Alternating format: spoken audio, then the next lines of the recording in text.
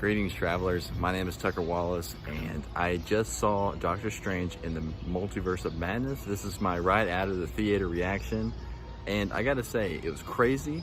The visual effects were insane. You see some special appearances without any spoilers, and you gotta go see it. There's so many questions to be answered and more stories to be told, but it was an awesome movie. And I'm gonna pass this over to another traveler in the multiverse. Christian, if you can hear me out there, I'm gonna give you a bow, and you will know what that means after you see this movie. Greetings, travelers. We have just seen Doctor Strange in the Multiverse of Madness. I couldn't even say it with a straight finish, but Morbius shows up. No, but so we're giving our right out of the theater 6 o'clock Dolby Cinema reaction. We have Nemo, we got Tim with us. So you guys fire off. Lead us off.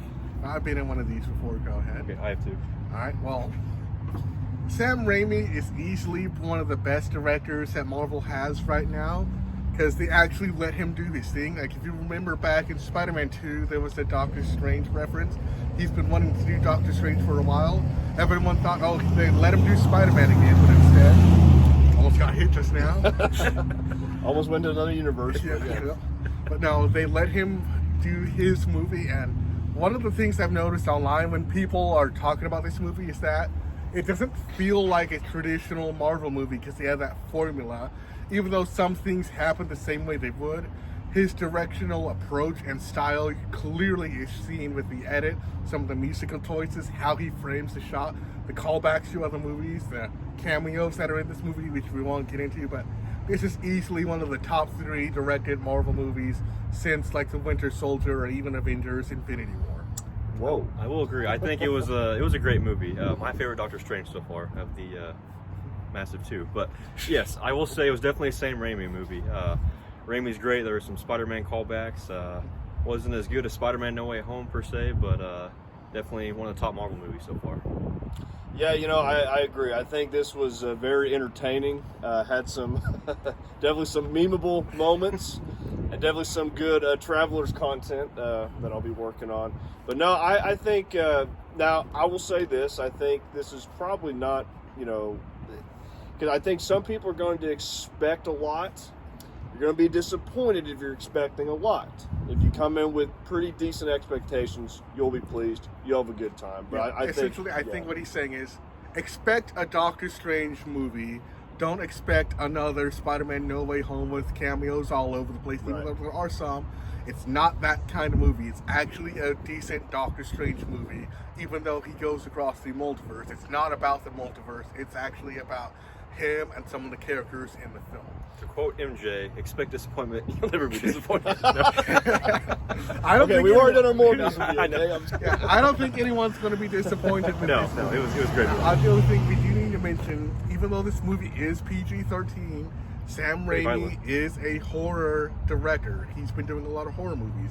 There is a lot of horror elements in this movie, some of which I think definitely pushes the envelope when it comes to Marvel. Because remember, again, Spider-Man 2 had that great Dr. Octopus scene in the hospital.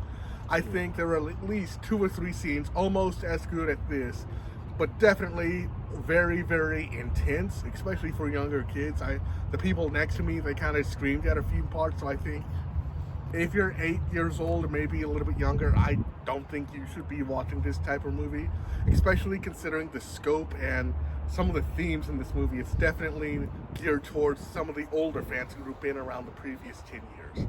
Yeah, so this movie is great. I would give it an 8 out of 10. What about you guys? 8.5. 8.5.